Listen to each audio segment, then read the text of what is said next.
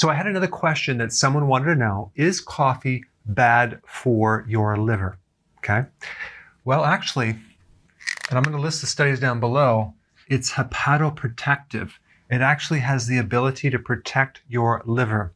The liver is about 3.3 pounds, the size of a football. It's located right here. It's one of the largest organs that you have, second to the skin. And it does a lot of things. It filters toxins. It's involved in blood sugars. It helps make bile. It stores fat-soluble vitamins.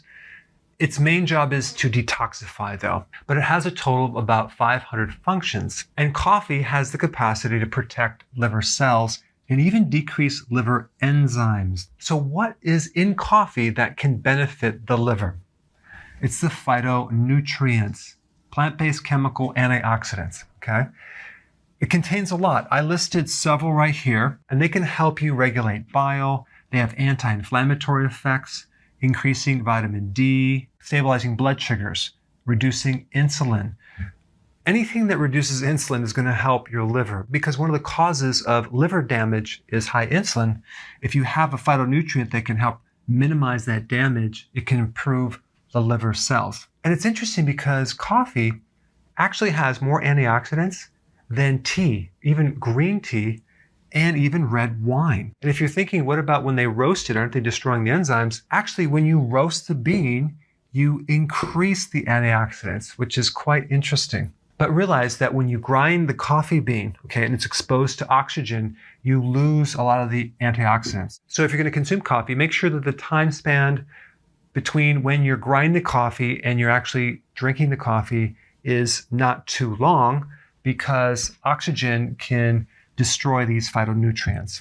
Okay, so now you get all the positive things about coffee. There's a few negatives, okay? Number one, caffeine. Caffeine can stimulate the sympathetic nervous system. That's the flight or fight. That's like activating your adrenals, okay? So this can greatly decrease your ability to sleep. And that can create a whole series of issues. How much coffee do I recommend? Personally, I would recommend doing 1 cup in the morning, okay?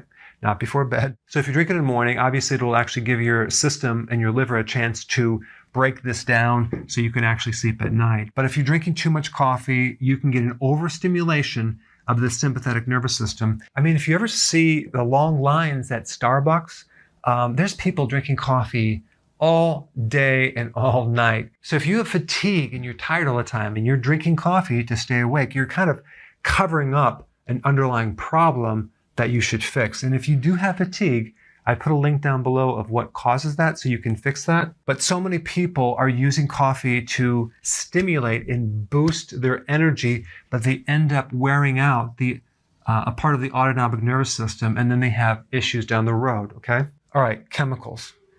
The coffee bean is the most heavily sprayed crop in the world.